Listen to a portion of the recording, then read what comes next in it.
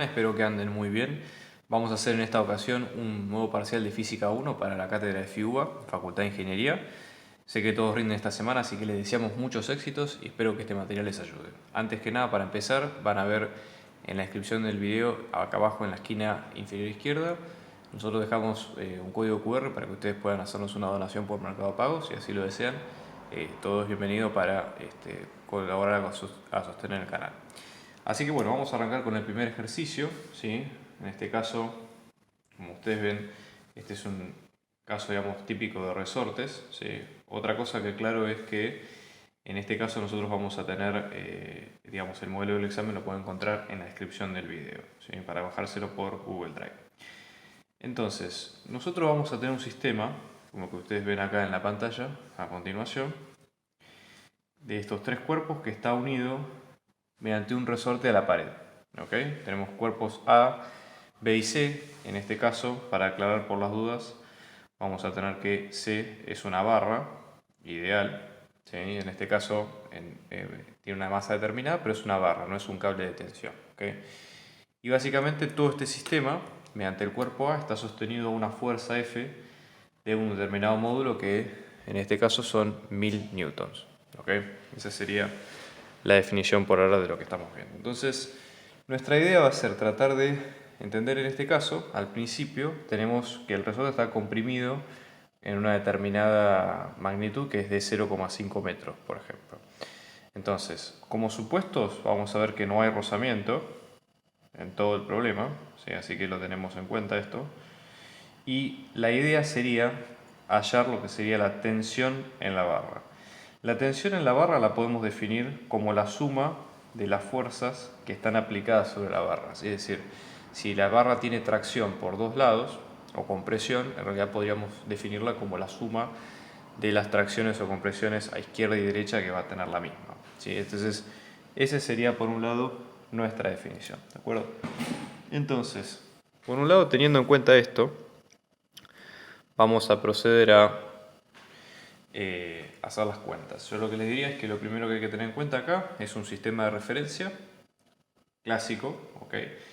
Plantear todos los diagramas de cuerpo libre y las ecuaciones que hagan falta, si pueden ser ecuaciones de trabajo, energía o directamente con un enfoque de dinámica se puede sacar sin problema. Entonces, por ejemplo, en este caso nuestro sistema de referencia podríamos ponerlo con la Y hacia arriba positivo y X hacia la izquierda positivo, dado que el desplazamiento de de este caso sería hacia este lado, ¿no? Entonces esta sería la dirección del desplazamiento de cada sistema, ¿no? Y acto seguido tendríamos que aplicar cómo nos queda cada diagrama cuerpo libre. Este es un problema, digamos que, como acá está preguntando específicamente por la tensión en la barra, nosotros podemos pensarlo, o nos convendría hacer un diagrama cuerpo libre individual para cada móvil y luego hacer uno general para todo el sistema. Sería una posibilidad. ¿Okay? Entonces, en este caso vamos a tener el diagrama cuerpo libre del cuerpo A, por ejemplo. Nosotros vamos a tener, ¿no? Según este sistema de referencia, tenemos la normal propia del cuerpo. Luego vamos a tener el peso del cuerpo, la fuerza F que está siendo aplicada a él, y luego tenemos la fuerza interna de tracción que hace la barra, es decir, la fuerza que hace C sobre A, ¿de acuerdo? Con obviamente el desplazamiento en este caso que va a ser hacia la izquierda. Otra de los supuestos que tenemos que ver acá es que la aceleración de los tres cuerpos va a ser la misma, porque si ustedes observan cómo está el enunciado, lo que el enunciado marca es que todos los cuerpos están unidos, ¿sí? De forma fija, con lo cual se van a desplazar entre sí con la misma aceleración y la misma velocidad.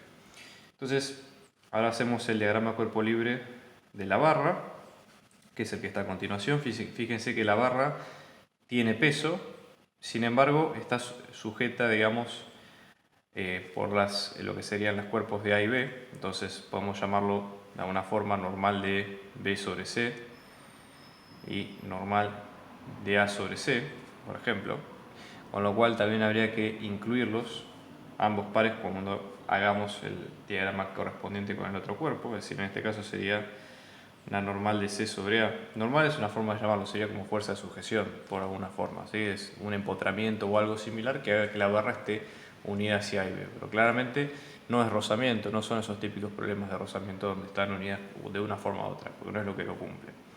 Y luego, en este caso, tenemos el par acción-reacción de esta fuerza, que esta sería la fuerza de A sobre C, y a su vez B genera una fuerza hacia C también. ¿De acuerdo? Esto sería, perdón, acá me confundí, esto sería de A sobre C y este es el de B sobre C. ¿Ok? Y luego tenemos para el diagrama cuerpo libre del cuerpo B, lo mismo, ¿no? Vamos a tener una normal de B, tenemos el peso en B, tenemos el par acción-reacción con C, que sería la normal de C sobre B. Luego tenemos la fuerza elástica y la fuerza de B sobre C, ¿no? Fuerza de C sobre B. Aquí hay que tener cuidado con lo siguiente, porque ¿qué es lo que ocurre? En todo este planteo lo que estamos suponiendo, como dato del problema, en la primera parte, es que B va a estar, o por lo menos el resorte en la primera parte va a estar comprimido. Con lo cual, la fuerza elástica va a apuntar hacia la derecha, ¿sí? Hacia la izquierda, por lo menos en este sentido.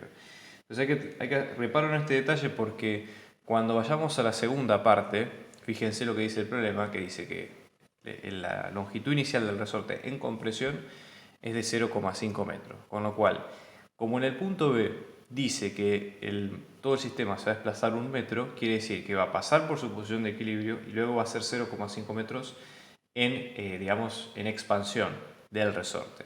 Entonces ahí lo que va a cambiar es que cuando hagamos esa parte vamos a tener que plantear cambios, entre ellos por ejemplo que la fuerza elástica apunte hacia el otro lado, con lo cual van a cambiar las ecuaciones. Pero en sí el planteo es el mismo, ¿sí? Porque fíjense que todos los cuerpos se desplazan con la misma velocidad, misma aceleración, excepto ese detalle que mencioné recién. Entonces lo que hay que hacer ahora es plantear la sumatoria de la fuerza. Fíjense, tenemos 3 cuerpos. Cada uno tenemos 2 ecuaciones que son los versores en X y en Y, con lo cual tendríamos 6 ecuaciones. En primer detalle, quiero que pensemos lo siguiente. Nosotros, generalmente las ecuaciones del eje Y, generalmente son importantes cuando, por ejemplo, aparece rozamiento, aparece algo que influye a la forma de moverse del sistema, en general, en la mayoría de los casos. En este caso, como nosotros no tenemos rozamiento, por lo tanto, no van a ser importantes las normales que generalmente nosotros despejamos de estos lados. No tenemos movimiento circular o algo por el estilo. Las ecuaciones en Y no van a sumar nada en este caso. Hay que plantearlas porque es lo que suma, pero realmente las más importantes son las ecuaciones en X de todo el problema. Entonces, en este sentido, lo vamos a ver de la siguiente forma. Vamos a tener, por ejemplo, para el cuerpo A, ¿no? Ecuaciones del cuerpo A, ecuaciones del cuerpo B y luego ecuaciones del cuerpo C. Entonces de A tenemos la ecuación en el eje Y, fíjense que sería la normal de A menos la normal de C sobre A menos el peso en A, que es la masa de A por la gravedad, esto nos va a quedar 0. En B, en el eje Y, tenemos 3 fuerzas, ¿no? Normal de A sobre C más la normal de B sobre C menos la masa de C por la gravedad, esto es igual a 0, y en C lo mismo, ¿no? Tenemos la normal, acá es el revés, perdón, C y B. Entonces, en este caso tendríamos la normal de B menos la normal de C sobre B menos el peso en B es igual a 0. Ahora, cuando vamos al eje X, ahí es donde cambia un poco la cosa, porque acá empiezan las relaciones importantes, fíjense. Vamos a tener, en este caso, obviamente, tenemos la fuerza F que está aplicada menos la fuerza de C sobre A, que esto nos va a quedar la masa de A por la aceleración, que ya dijimos que es única porque suponemos, y de hecho el problema plantea que todo el sistema está unido, ¿sí? Luego tenemos la fuerza de A sobre C o C sobre A, en módulos son lo mismo. Con lo cual yo voy a usar una nomenclatura común, ¿sí? Para no repetir variables, es eso solo nada más. Menos fuerza de C sobre A menos fuerza de B sobre C, esto nos va a quedar como la masa de B por la aceleración, ¿de acuerdo? Y después vamos a tener la fuerza elástica más la fuerza de C sobre B, en este caso nos va a quedar como la masa de B por la aceleración, ¿de acuerdo? Entonces, en este caso, vamos a tener que la fuerza elástica, ¿sí? En este sentido nos va a quedar en módulo, porque fíjense que ya lo planteamos como módulo, K por, digamos, la deformación inicial, que esto es dato, ¿sí? Con lo cual no hay problema.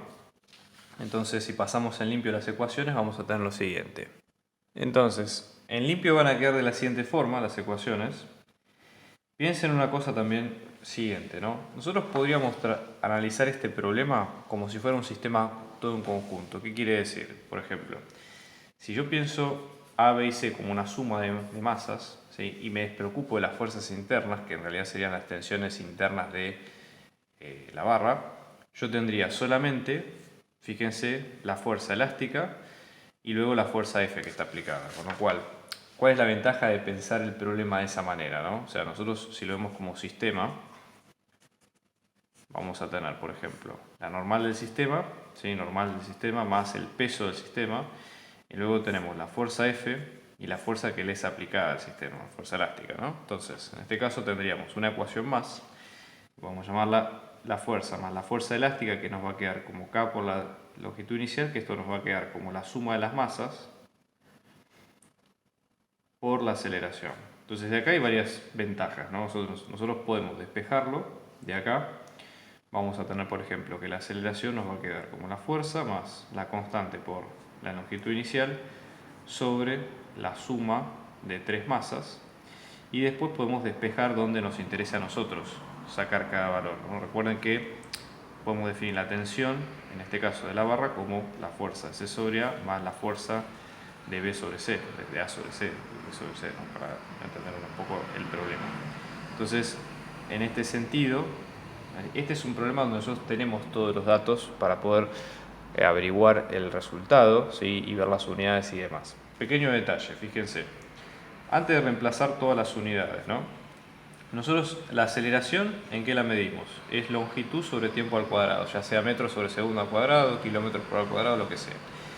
Entonces, en esta fórmula, fíjense, fuerza y K por la distancia son fórmulas de fuerza, con lo cual tienen unidades de fuerza, que fuerza es kilo por metro sobre segundo al cuadrado, o sea que va a ser masa por longitud sobre tiempo al cuadrado. Y después en el denominador tenemos masa, con lo cual las unidades van a chequearse ok. Si usamos todas las del sistema internacional, que van a ser kilos, metros sobre segundo al cuadrado de newtons, directamente esta aceleración nos va a quedar a nosotros en metros sobre segundo al cuadrado, ¿sí? Entonces, eso ya les digo, lo pueden hacer cálculo previo a toda la historia, de lo que acabo de contar recién, o directamente reemplazar número a número y de ser necesario un cambio de unidades, ahí plantear, digamos, la diferencia o el pase de unidades entre uno y otro. O sea, las dos formas están bien, fíjense si a ustedes les sirve. Entonces, en este caso la fuerza, por ejemplo, van a ser 1000 newtons, ¿sí? Después tenemos la constante, en este caso van a ser 100 newtons por metro, el desplazamiento que es de 0,5, y la suma de las masas, que vamos a tener 10 de la masa A, 5 de la masa B y 2 de la masa C, ¿no? Todo esto, en este caso, en metros sobre segundo al cuadrado, entonces la aceleración nos va a quedar, en este caso, esto nos quedaría como 8,82 metros sobre segundo al cuadrado, reemplazando como corresponde, ¿no? Y luego lo que hay que hacer es despejar cada uno de estos términos en cada parte. Por ejemplo, la fuerza de C sobre A se puede despejar de la ecuación 1, ¿sí? Entonces, esto aparte de otra cosa, aparte de enumerar las ecuaciones, recomiendo fuertemente que ustedes, digamos, puedan numerar y explicar cada paso, porque le da más trazabilidad a lo que ustedes van haciendo en el momento del parcial, ¿no? Entonces, nada, recomendación aparte, ¿no? Esto nos queda fuerza menos masa de A por la aceleración, que esto van a ser 1000 newtons, menos, en este caso, masa de A por la aceleración, la masa de A, en este caso, para el problema lo tenemos como 10 kilos, ¿sí? Por 8,82, ¿sí? Fíjense que son kilos por metro sobre segundo al cuadrado, con lo cual la fuerza de C sobre A nos va a quedar, fíjense, 911,76 newton. ¿Bien? Y ahora, si vamos a la ecuación 2, ¿no? Fíjense que de la ecuación 2, de acá podemos tener la fuerza de B sobre C, y esto nos va a quedar como la fuerza de C sobre A, que es la que recién calculamos, menos la masa de C por la aceleración. En este caso vamos a tener 911,76 newton, menos la masa de, en este caso, de C, que nos va a quedar como 2 kilos, por 8,82 metros sobre segundo al cuadrado, con lo cual van a tener, entonces en este caso nos va a quedar como 894,11 newton, ¿no? Por lo tanto, la tensión, si es que la definimos entre comillas como la suma de los módulos que están siendo aplicados a la barra, en este caso vamos a tener 911 más 894, y en este caso esto vamos a hablar de 1805 Newton. Igualmente, acá tengo mis dudas en el sentido siguiente, que cuando ustedes hablan de la tensión de una barra, esto por definición de estabilidad, imagínense ustedes que la barra, una sección de barra transversal, por ejemplo, tiene la siguiente forma, ¿no? Entonces, si yo someto la barra a tracción, básicamente esta barra tiene un área determinada, un área transversal que es como si yo la cortara, digamos, perpendicular al eje de simetría de la barra. Entonces, la tensión sobre esa barra es fuerza sobre área, es decir, la fuerza total es la tensión que estamos aplicando debido al área de la barra, con lo cual esa sería la definición más cabal, más acabada de este problema, ¿sí? Pero bueno, por lo menos como respuesta con los datos que tenemos está bien. Y fíjense después cómo cambia el problema con el siguiente planteo, que es el planteo de la parte 2. Que la parte 2 lo que pide justamente es qué ocurre con las tensiones, con todo lo que hicimos recién, pero ahora cuando el sistema se desplaza a una distancia de 1 metro.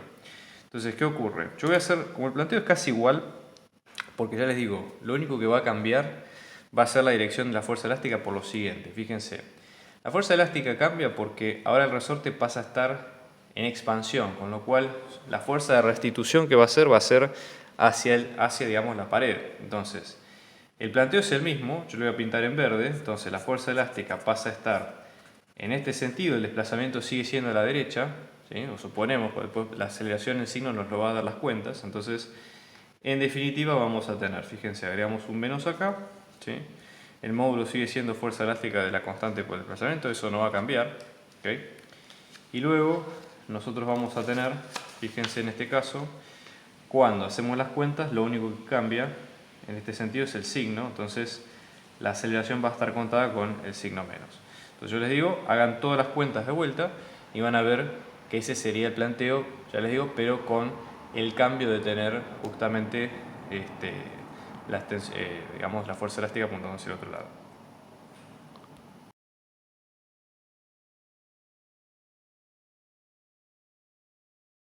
Vamos a hacer el segundo caso, que ahora consta de lo siguiente, ¿no?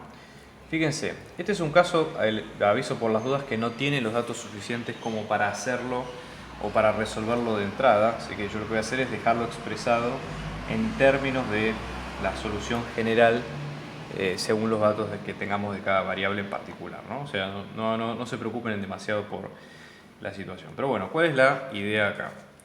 Nosotros vamos a tener una especie de montaña rusa, ¿no? Y va a haber un bloque de hielo que va a hacer este recorrido. Ahora les explico bien qué quiere decir cada parte, pero fíjense. Nosotros vamos a tener un bloque de hielo que sale del reposo desde una altura h desconocida. O sea, el problema nos aclara que la altura inicial desde donde se mueve el objeto es desconocida, ¿sí? O sea, que nosotros no sabemos, digamos, en cuánto se está moviendo este objeto, ¿no? Después vamos a tener algunos puntos, ¿sí? Por ejemplo, A, que en este caso este es el punto más alto del loop o de la trayectoria. Luego vamos a tener a B y C. Y luego tenemos un punto que no está en el enunciado, pero que lo vamos a poner nosotros, que es el punto E. Y ahora explicamos bien de qué quiere decir cada parte. Entonces, pensémoslo de la siguiente forma, ¿no? Nosotros tenemos la masa es de 1 kilo, ¿sí? Como es un pedazo de hielo, no tiene rozamiento, o podemos suponer que no tiene rozamiento, sí conocemos, por lo menos que tiene rozamiento, no tiene rozamiento al principio, pero como detalle, lo que dice el problema es que a partir de B hay rozamiento, ¿sí? No nos dice qué distancia hay entre B y C, lo que caracteriza a B es que es el punto donde empieza el rozamiento, entonces acá podemos decir comienzo de rozamiento, y luego en C es el punto de contacto con resorte, ¿sí? O sea, en C ya veníamos teniendo un rozamiento por un determinado trayecto y ahora se suma que estamos en contacto con el resorte. Y E es el punto donde todo el sistema pasa a estar en reposo. ¿Qué quiere decir? Llegamos a la máxima compresión del resorte, o por lo menos el resorte logró absorber toda la energía cinética con la que venía moviéndose el sistema. ¿Okay? Esa sería la interpretación a grosso modo de esto. Bien, entonces la idea es, lo que pregunta el problema justamente es eso, ¿cuál es la compresión del resorte? Entonces, como este es un problema, ya les digo que no tiene demasiados datos, vamos a dejarlo expresado en términos de las ecuaciones, ¿sí? Porque ya les digo, hay cosas que no se pueden resolver. De hecho, es más, si ustedes plantean todas las ecuaciones, van a quedar dos variables libres siempre, por el hecho de que no conocemos dos datos importantes. No conocemos ni la altura del sistema y tampoco conocemos la constante del resorte, con lo cual, ya les digo, no llegaríamos a una expresión, pero no importa. Vamos a plantearlo en estos términos, ¿sí? Conociendo esos datos suponemos que llegamos a una respuesta coherente para un determinado caso y vemos cuál es la idea. Como estos son problemas en general más complicados, lo que conviene hacer es tratar de estudiarlos desde atrás para adelante. Igual ya les digo, es una de las varias técnicas. A mí me funciona, hay gente que conozco, digamos, alumnos y demás que lo suelen usar, pero fíjense si esto les sirve a ustedes o prefieren hacerlo desde atrás para adelante o desde adelante para atrás, como prefieran. Eso no hay problema. Pero piensen lo siguiente, ¿qué es lo que nos está preguntando el problema? El problema nos está preguntando la compresión del resorte, es decir, el resorte se comprimió desde que entró en contacto con el cuerpo en el punto C hasta el punto E. O sea, si nosotros ponemos nuestro sistema de referencia como más I y más X tradicional, ¿sí? Hacia arriba y hacia la derecha, lo que nos está preguntando es cuánto es la distancia entre C y E, que esa es la compresión del resorte. Entonces, esa pasa a ser nuestra variable más importante, ¿de acuerdo? Después otra cosa, otra suposición que tenemos en cada parte. Fíjense que el problema no da detalles de qué distancia hay entre B y C. Son dos puntos arbitrarios. La primera idea es que B empieza el rozamiento y que en C empieza el resorte. Pero nosotros podríamos suponer que ambos puntos son lo mismo. ¿Y por qué podemos suponerlo en definitiva? Porque si hacemos un diagrama de cuerpo libre de cada parte, ¿sí?, de la expresión, nosotros tendríamos que tener más datos como para pensar que pueden ser dos puntos distintos. ¿Sí? O sea, pero no tenemos datos de ninguna manera. Entonces, se puede hacer esa aproximación y el problema no cambiaría. Y eso reduciría para nosotros el número de ecuaciones y de incógnitas a resolver. ¿Sí? Entonces, vamos a suponer que B, ¿sí?, es aproximadamente igual que C. Entonces, vamos a trabajar solamente con una parte. Fíjense, y otra cosa también aparte de esto, ¿no? B es un punto arbitrario. Fíjense que si hacemos un diagrama de cuerpo libre desde el principio, llamémosle O hasta A o incluso más adelante, la única fuerza que hace trabajo es la gravedad. ¿Okay? Entonces, saben ustedes lo siguiente, si hacemos un diagrama de cuerpo libre, ¿sí?, entre O y A, fíjense que la trayectoria, sea cual sea, va a ser para el cuerpo de tener una normal y tener un peso, ¿sí?, y la trayectoria puede ser semicircular o lineal o lo que sea, pero siempre la única fuerza que hace trabajo es el peso. Si hacemos un diagrama de cuerpo libre entre B y E, ahora va a cambiar la cosa porque tenemos la normal y el peso no hace trabajo porque esta trayectoria es horizontal, y tenemos el rozamiento, porque obviamente el movimiento es de izquierda a derecha, ¿sí? Tenemos la fuerza de rozamiento y luego la fuerza elástica, que como el resorte está estirado en un primer momento, solamente va a ser de compresión, o sea, la fuerza elástica va a tender a ir hacia la izquierda restituyendo el movimiento en el que está sujeto. Y eso es lo que va a frenar efectivamente el sistema. Entonces eso es lo único que hay. Entonces, pensándolo por etapas, podemos desarmar el problema. Fíjense, si nos preguntan la distancia entre C y E, que sería lo mismo que la distancia entre B y E, ya eliminamos el punto C de entrada, vamos a hacerlo a través del teorema de trabajo y energía. Entonces piensen lo siguiente, ¿no? Vamos a hacer el tramo desde B hasta E. Entonces, fíjense lo siguiente, si hacemos la sumatoria de fuerzas, ¿sí?, vamos a tener para la sumatoria de fuerzas en I, tenemos que la normal nos va a quedar igual que el peso, ¿sí? Luego tenemos para la sumatoria de fuerzas en X, vamos a tener la fuerza elástica menos la fuerza de rozamiento, nos va a quedar como la masa por la aceleración. Igualmente acá, esto lo dejémoslo en stand-by porque no va a agregar valor al problema, ¿sí?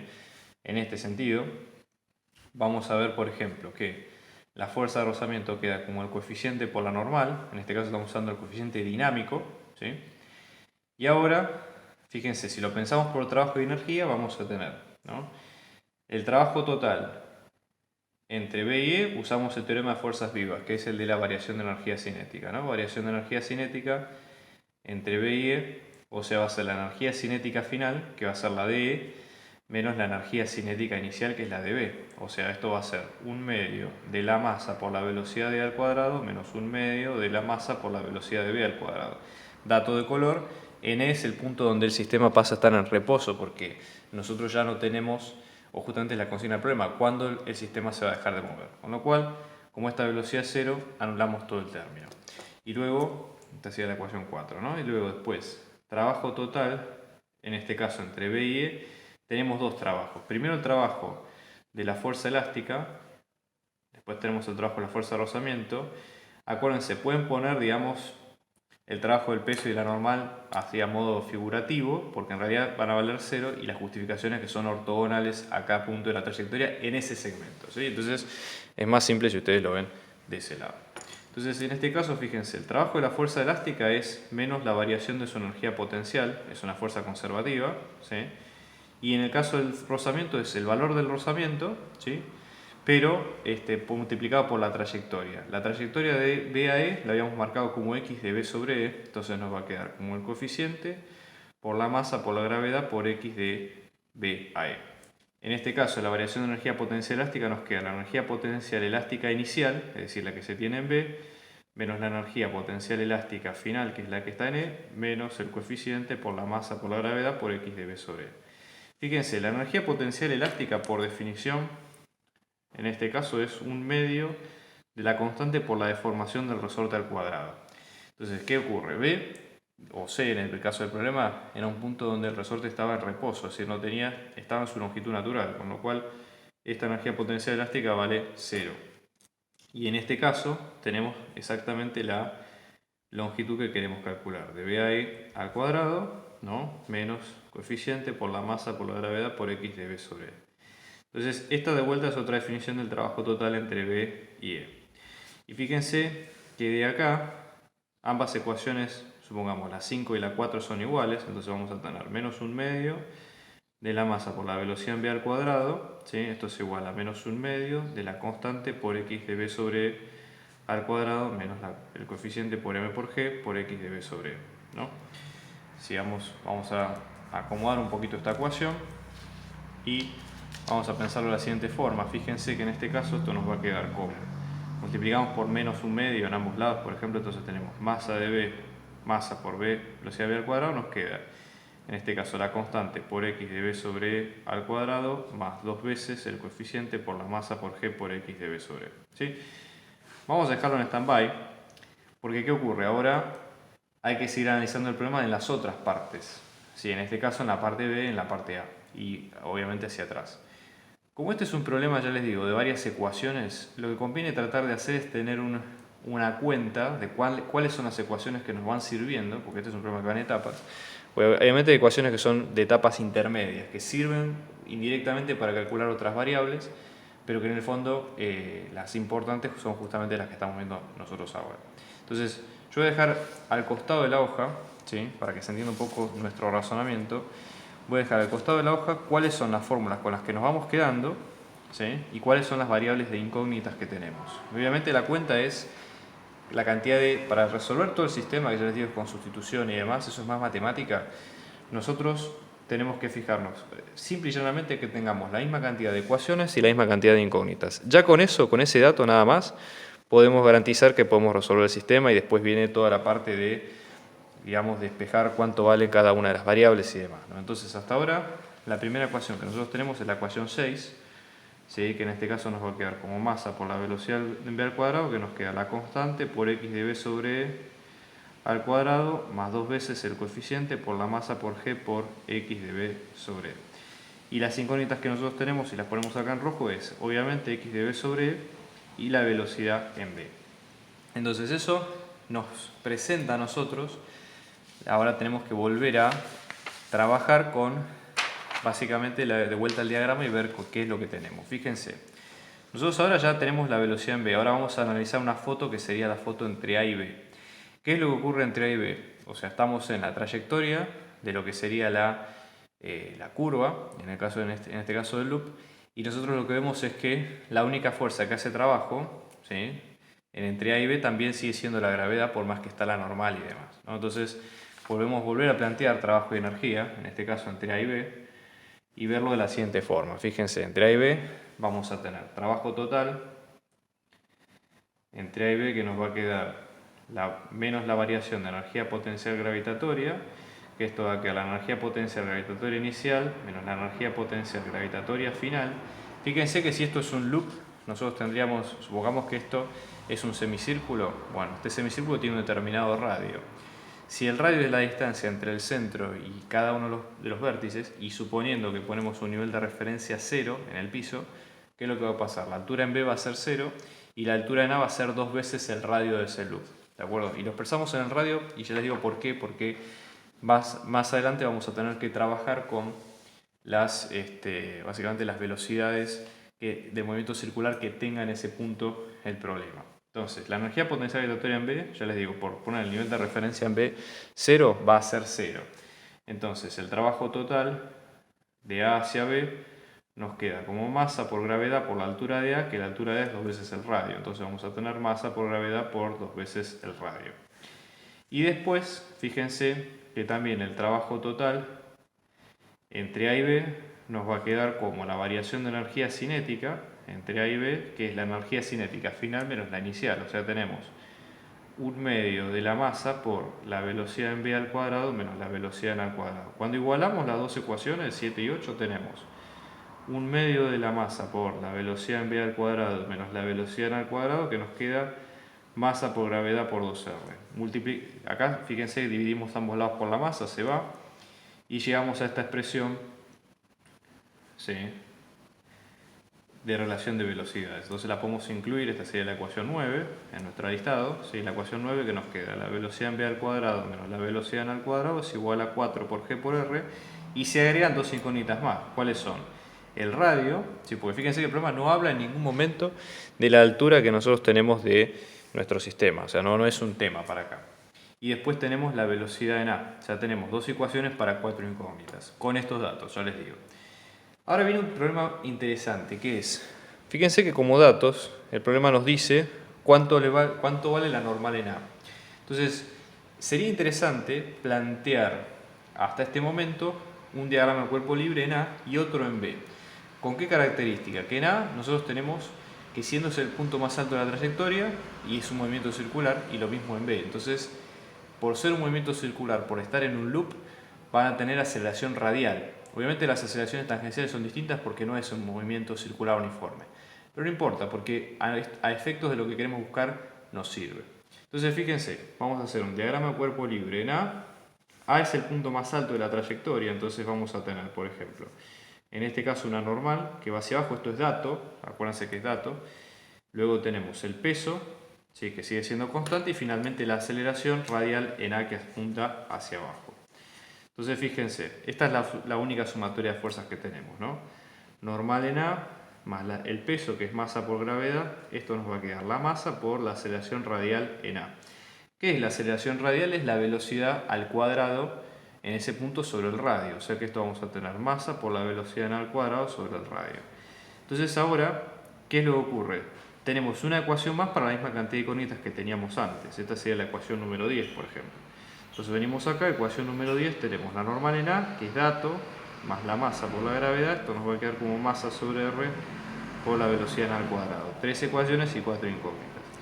Y si ahora hacemos un diagrama de cuerpo libre de B, ¿sí?, fíjense en este caso, hacemos un diagrama de cuerpo libre de B, vamos a tener lo siguiente, por ejemplo, ¿no? B es el punto más bajo de la trayectoria, tenemos la normal que apunta hacia abajo, hacia arriba, el peso, y luego, como la trayectoria viene en este sentido y circular, vamos a tener, por ejemplo, lo siguiente, ¿no?, la aceleración radial que apunta hacia arriba, aceleración radial en B, y entonces ahora vamos a ver lo que tenemos es, fíjense, normal en B menos el peso, que es masa por gravedad, en este caso nos va a quedar como la masa por la aceleración radial en B. O sea que la normal en B, ahora pasamos a tener masa por la velocidad en B al cuadrado sobre el radio, ¿sí?, más la masa por la gravedad, ¿sí? Esta sería nuestra ecuación 11, ¿sí? Entonces la vamos a poner acá. Fíjense que en este caso la ecuación 11 se agregó una variable más, porque ahora tenemos la normal en B, ¿sí? Por eso les digo que este problema depende, digamos, de cuánto nos va quedando en cada caso, ¿no? Fíjense, 4 ecuaciones para 5 incógnitas. Y ahora podemos plantear nuevamente el problema de trabajo y energía. Fíjense que el problema nos habla en términos de h, que sería la altura, y no se relaciona de ninguna forma con el radio del loop, no importa, porque podemos igualmente plantear, ¿sí?, trabajo y energía entre O y A y ver cuánto nos van quedando las ecuaciones. Entonces, en este caso, fíjense, entre O y A, si hacemos básicamente el diagrama de cuerpo libre, nos había dicho que la única fuerza que hacía trabajo era efectivamente el peso, con lo cual el trabajo entre O y A total nos va a quedar como la variación de energía cinética entre O y A, que esto sería la energía cinética final menos la energía cinética inicial. Como el móvil sale del reposo, esta energía cinética inicial va a valer 0, con lo cual esto nos va a quedar como 1/2 por la masa por la velocidad n al cuadrado. A su vez, el trabajo total de OA nos queda es menos la variación de energía potencial gravitatoria, que es la energía potencial gravitatoria inicial, menos la energía potencial gravitatoria final. En este caso lo que vamos a tener va a ser masa por gravedad por la altura h menos masa por gravedad por 2r. Entonces, juntando esto, porque 2r es la altura de A, ¿no? Esto nos queda 1/2 de la masa por la velocidad n al cuadrado es igual a la masa por g por h menos 2g por r, ¿sí? Con lo cual tenemos que velocidad n al cuadrado nos queda como 2 por g por h menos 2g por r, por ejemplo. Entonces, cuando vamos a las ecuaciones, fíjense, en este caso, vemos que es la ecuación número 12, ¿no? Yo quiero que presten atención a cómo va quedando nuestro panorama. Fíjense, hasta ahora se agregó una nueva variable que es la altura h, ¿sí? Pero ¿qué es lo que ocurre? Si nosotros, digamos, retrabajamos esta ecuación, ¿sí? Podemos expresar el radio en términos de la altura h, pero siempre nos va a faltar una variable. Fíjense, tenemos 1, 2, 3, 4, 5, 6 variables para 5 ecuaciones. Pero ¿qué pasa? Nosotros acá hay dos incógnitas que tampoco tenemos. Tenemos la constante del resorte, que el problema no la dice. Entonces, en definitiva, tenemos 7 variables para 5 ecuaciones. Con esos datos, pase lo que pase, ustedes pueden ir resolviendo este sistema de ecuaciones con sustitución. Generalmente no son ecuaciones lineales. Lo pueden ir resolviendo si quieren de atrás para adelante. Es decir, empezar por las ecuaciones de la 12 en adelante y luego despejar con una ecuación cuadrática cuánto es que queda el desplazamiento del resorte. Y esa sería una buena solución de este problema, ¿sí? Así que bueno, eso es todo. Espero que les haya gustado. Déjenme sus comentarios, suscríbanse al canal si este video les gustó, si piensan que les suma valor. Vamos a seguir haciendo más parciales y muchos éxitos a los que rinden esta semana. Hola, muchas gracias por ver este video. Si te gustó el contenido, por favor dale like y suscríbete a nuestro canal. Si querés colaborar con nuestra producción, podés donar abajo por Mercado Pago o PayPal.